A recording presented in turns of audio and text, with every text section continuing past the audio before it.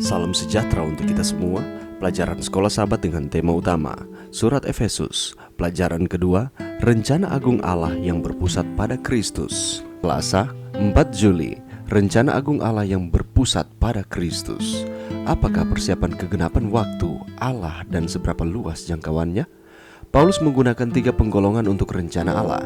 Itu adalah yang pertama, rahasia kehendaknya. Yang kedua, rencana kerelaannya.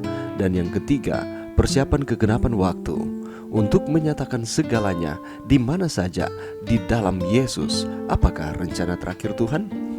Istilah yang Paulus gunakan untuk menggambarkan rencana ini adalah di dalam bahasa Yunani anakepalaiosastai, atau mengarahkan atau menyimpulkan segala sesuatu di dalam Kristus. Dalam praktis akuntansi yang lama, Anda akan menjumlahkan kolom angka dan menempatkan totalnya di atas. Yesus mengepalai rencana akhir Allah.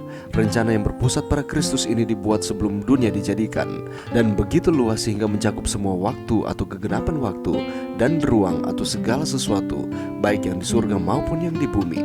Paulus mengumumkan kesatuan dalam Kristus sebagai tujuan ilahi yang agung bagi alam semesta. Dalam membahas persiapan kegenapan waktu Allah, Paulus membagikan tema yang akan dia jalin melalui surat itu.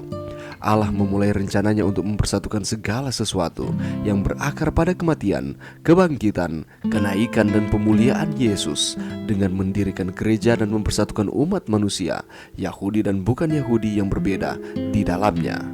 Dengan cara ini, gereja memberi isyarat kepada kekuatan setan bahwa rencana Allah sedang berlangsung dan pemerintahan mereka yang memecah belah akan berakhir. Seperti yang dikatakan Alkitab di tempat lain, karena iblis telah turun kepadamu dalam geramnya yang dahsyat, karena ia tahu bahwa waktunya sudah singkat. Wahyu 12 ayat 12. Di separuh akhir surat, Paulus dibuka dengan seruan yang penuh semangat untuk bersatu, dan dilanjutkan dengan nasihat panjang lebar untuk menghindari perilaku yang merusak persatuan, dan sebaliknya membangun solidaritas dengan sesama orang percaya.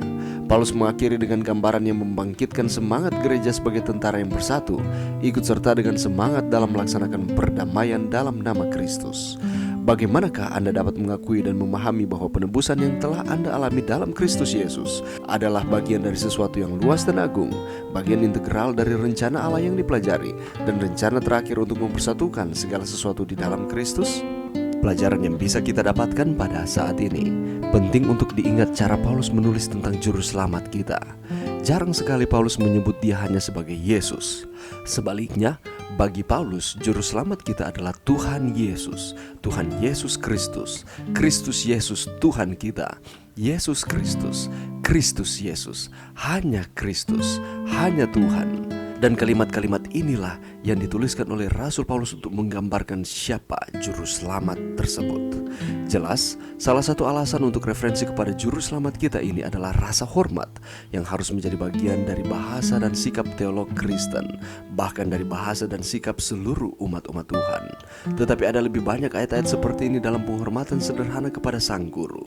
Dengan menyebut Yesus sebagai Tuhan, Paulus meninggikan dia sebagai Tuhan Yesus Kristus yang telah bangkit, juru selamat yang di dalamnya kita memiliki kebangkitan kita sendiri dari dosa-dosa kita, dan melaluinya kita akan memiliki kebangkitan dari kubur. Kebangkitan Yesus Kristus dan kebangkitan kita sendiri sangat penting bagi teologi dan kehidupan Paulus, karena mereka terletak di pusat dari rencana penebusan Allah. Tema kebangkitan mengubah seluruh perspektif Paulus tentang kehidupan dan keselamatan. Itu juga harus menjadi tema penting bagi kehidupan kita yang hidup di akhir zaman ini. Kita harus terus mengingat dan merenungkan bahwa Allah mengasihi kita. Dia rela mengaruniakan anaknya yang tunggal, yakni Yesus Kristus, menebus saudara dan saya, sehingga yang tadinya kita harus dibinasakan, kita dapat memperoleh kehidupan yang kekal. Oleh karena itu, rencana agung Allah berpusat pada Kristus. Ada 3 penggolongan untuk rencana Allah yang dituliskan oleh Rasul Paulus: rahasia kehendaknya, rencana kerelaannya, dan persiapan kegenapan waktu. Dan Paulus menggunakan cara untuk menggambarkan rencana ini, ialah mengarahkan atau menyimpulkan segala sesuatu di dalam Kristus. Mengapa Kristus? Karena Dialah yang telah melakukan segala sesuatu bagi kita manusia. Yesus mengepalai rencana akhir Allah. Rencana yang berpusat pada Kristus ini dibuat sebelum dunia dijadikan, dan begitu luas sehingga mencakup semua waktu atau kegenapan waktu dan ruang, atau segala sesuatu baik yang di surga maupun yang di bumi. Paulus mengumumkan kesatuan dalam Kristus sebagai tujuan ilahi yang agung bagi alam semesta. Allah menciptakan akan dunia ini. Dan ketika manusia jatuh ke dalam dosa, rencana keselamatan yang telah direncanakan sebelum dunia dijadikan, diimplementasikan kepada dunia ini, kepada manusia yang ada di dalamnya. Yesus yang adalah merupakan pusat dari rencana agung Allah. Dia ada di dunia ini, menjelma menjadi manusia.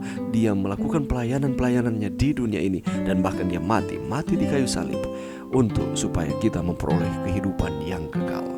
Itulah sebabnya Rasul Paulus sangat meninggikan Yesus Kristus di dalam kehidupannya. Dia menuliskan di dalam suratnya mengenai siapa Yesus Kristus ini, supaya jemaat Efesus sebagai pembaca dapat terus mengetahui dan terus menanamkan di dalam pikiran bahwa Yesus Kristuslah yang merupakan penyelamat, penebus manusia, dan Dia yang mendamaikan antara Allah dengan manusia.